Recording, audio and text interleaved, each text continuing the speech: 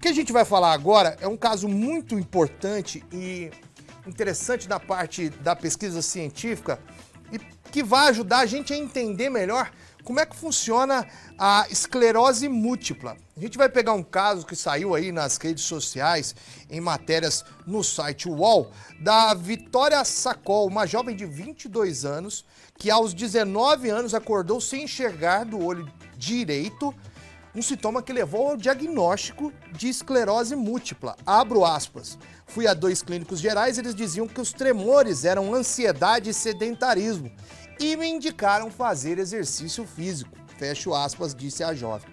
Para a gente entender, inclusive te orientar melhor para seguir um diagnóstico mais certeiro com a pessoa que poderia ajudar mesmo, a gente vai conversar aqui com a doutora Tamires Araújo, neurologista e especialista em esclerose múltipla.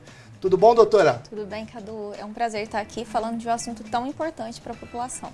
Obrigado, a gente nos honra muito, né, com a sua presença aqui. Vamos falar então primeiro desse caso dessa menina, essa Vitória Sacol, jovem, 19 anos, e um problema na perda da visão levou a ela a ter o diagnóstico de esclerose múltipla. Eu não imaginava que uma perda da visão pudesse ser um sintoma dessa doença. Sim, a esclerose múltipla, então, ela é uma doença inflamatória, autoimune, uma doença crônica e que, como a gente viu o caso dela, que afeta mais jovens, né? Geralmente dos 20 aos 40 anos, o pico de incidência é aos 30 anos e tem uma predileção pelo sexo feminino. Os sintomas da esclerose múltipla, eles são variados. Vai depender da localização da inflamação no cérebro ou na medula. A neurite óptica, que é o caso dela, é uma inflamação do nervo óptico, que é responsável pela nossa visão. Então, se causa essa inflamação, o paciente pode ter sintomas como embaçamento visual, redução da acuidade visual, dor à movimentação ocular, alteração da visão de cores. Então, a neurite óptica, ela está ligada à esclerose múltipla. Entendi. Tem até aqui uma outra aspas que ela deu a entrevista ao site UOL falando aqui, os sintomas duravam de 10 a 15 dias e migravam. Comecei com formigamento do abdômen, que passou para as mãos, depois tontura e fraqueza muscular, até que perdi a visão do olho direito, que me levou a procurar um médico de novo. São sintomas comuns em esclerose múltipla? Sim, os sintomas mais comuns da esclerose múltipla, que é, como a gente falou, a neurite óptica, alteração de sensibilidade, formigamento em membros, como o dela foi nos membros inferiores, membros superiores, perda de força, alteração de equilíbrio também é um sintoma que pode ocorrer, e fadiga, cansaço, são sintomas mais comuns relacionados à esclerose múltipla. E como é que faz o diagnóstico? A gente tem que procurar um clínico geral? Procura quem, doutora? Então, para a gente diferenciar de outras doenças, porque quando a gente fala desses sintomas, você pode encontrar eles em outras doenças também, né? Sim. Geralmente os pacientes chegam, mas todo formigamento é esclerose múltipla? Nem todo formigamento é esclerose múltipla. Tontura, minha avó tinha labirintite, a velha não ficava em pé, tadinha. Então, nem todos os sintomas significam que o paciente tem o diagnóstico de esclerose múltipla. Uhum. Esses sintomas, a gente está falando de manifestações clínicas relacionadas ao surto, um surto clínico. Então, são sintomas que eles geralmente duram mais que 24 horas e existe tratamento para esse surto. Mesmo na ausência de tratamento, às vezes o paciente não sabe ainda que tem um diagnóstico, esses sintomas podem melhorar sem o tratamento. E migrar, como a Vitória, foi no caso da Vitória, eles mudam. Às vezes é uma alteração de sensibilidade, às vezes é uma alteração de força. Então, os sintomas podem ser diversificados. No caso da matéria, a Vitória, inclusive, ela relatou que mudou o tratamento, que não estava dando certo, porque o diagnóstico, teoricamente, estaria errado. E conseguiu estabilizar a doença. É possível isso, então? Sim.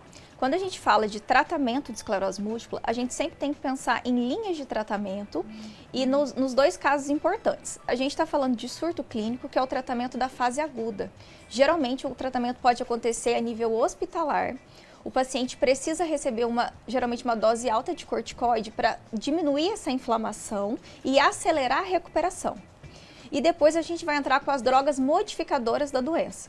A esclerose múltipla é uma doença que evoluiu muito. Quanto mais a gente estuda e mais entende da doença, os tratamentos vão ficando mais eficazes. né?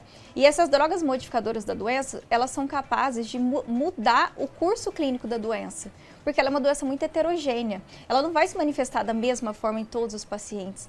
Então, o que a gente sempre tem que focar é que o tratamento ele é individualizado.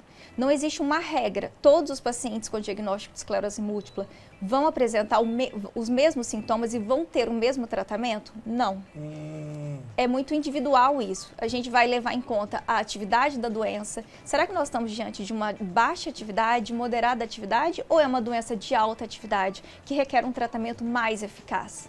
É um tratamento medicamentoso, vai ter que tomar pro resto da vida. O tratamento medicamentoso, existem várias linhas de tratamento. A gente tem medicações via oral, a gente tem medicações injetáveis que são tomados mensalmente ou semestral. Então, é muito individual isso. Por isso que é importante uma avaliação de um especialista para avaliar cada caso específico e indicar o melhor tratamento.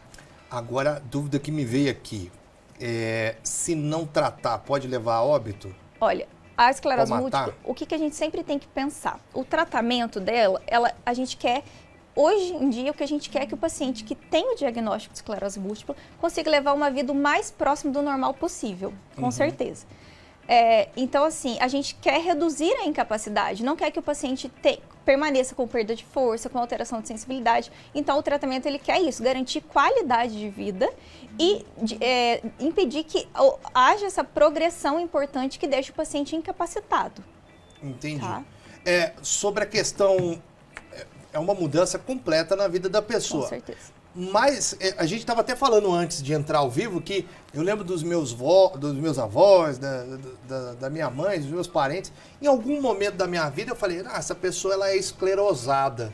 Então quer dizer que a esclerose múltipla ela é um tipo de esclerose, tem outros tipos? Isso, o que as pessoas às vezes confundem, até mesmo quando a gente vai dar esse diagnóstico para o paciente, você é portador de esclerose múltipla, uma doença inflamatória, desmielinizante, só que também tem a esclerose lateral amiotrófica, que é outra doença, então são doenças diferentes, a gente tem que saber diferenciar entre elas. Essa já seria neurodegenerativa. Isso. A esclerose múltipla, ela é uma doença inflamatória, mas também tem uma fase degenerativa. Por isso que o tratamento é importante para assegurar essa progressão da doença. Entendi. E quanto mais precoce for o diagnóstico, melhor vai ser o tratamento da pessoa. Quanto mais precoce o diagnóstico, quanto mais a gente conseguir entender qual que é a doença que o paciente apresenta, porque cada um pode apresentar uma doença de uma forma diferente.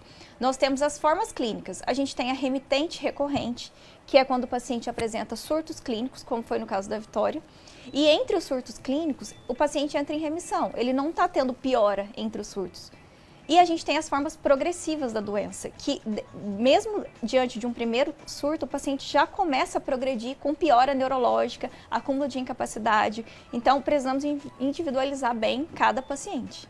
No caso da esclerose múltipla, ela acontece por quê? Por causa da forma com que a gente vive, alimentação, estresse, ou é algo genético? Então, a esclerose múltipla é uma doença multifatorial. Existe uma predisposição genética associada a fatores ambientais, que hoje os estudos mostram que pode gerar gatilhos para desenvolver essa autoimunidade, que na verdade é o próprio sistema imune causando uma inflamação no organismo. Os principais fatores de risco associados à esclerose múltipla, a gente tem o vírus Epstein-Barr, que é um vírus que a gente pode ter contato com saliva, objetos pessoais, e esse vírus existem estudos que mostram que ele pode ser um deflagrador da doença associado a fator genético. Esse nome não me é estranho, ele faz o que exatamente esse vírus? É da mononucleose infecciosa. Então, assim, não necessariamente todas as pessoas que tiveram contato com esse vírus vão ter a esclerose múltipla. Sim. Então, a gente fala de uma combinação de fatores. Mas quem teve, aí já é melhor ficar ligeiro e fazer um check-up todo ano. Olha, na verdade é assim, não o paciente que teve a mononucleose precisa fazer um check-up ou ficar prevenindo sobre esclerose múltipla, mesmo porque isso não é possível. Mas a gente vê que pacientes que têm esclerose múltipla podem ter contato com o vírus previamente, no passado. Entendi.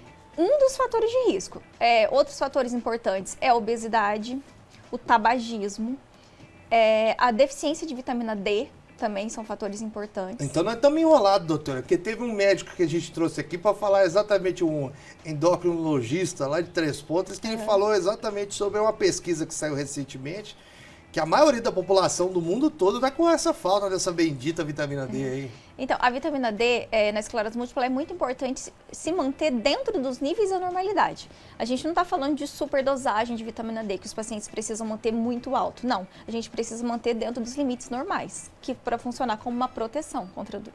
Aí é legal ir no endócrino, fazer um check-upzinho também. Isso. Ou A gente qualquer médico mesmo. porque a gente que acompanha os pacientes da esclerose múltipla, a gente sempre mantém os níveis dentro dos valores normais, acompanha periodicamente, que é muito importante. Sim, tem que sempre fazer. Mas a ideia do check-up não é de toda ruim também, né? O ser humano só procura ajuda médica quando tá na berlinda ali, né? A prevenção é o melhor remédio. A prevenção é o melhor remédio. O melhor, então, é fazer pelo menos uma vez por ano um check-upzinho, né? Sim, com certeza. Examezinho, triglicérides, colesterol. Para tudo, né, na verdade. Para a saúde no geral, para prevenção de outras doenças também, com certeza. 90% da TV aqui tá com colesterol bom. Bom para quem come que torremo. Doutora, para a gente encerrar sobre essa questão, tem alguma coisa a ver, por exemplo, essa menina aqui, 19 anos, um diagnóstico aos 22 não deve ser algo fácil para lidar. É bom também ter um acompanhamento psicológico, psiquiátrico, porque deve ser um baque, né? Aos 22 chegar a esse diagnóstico, né? Com certeza.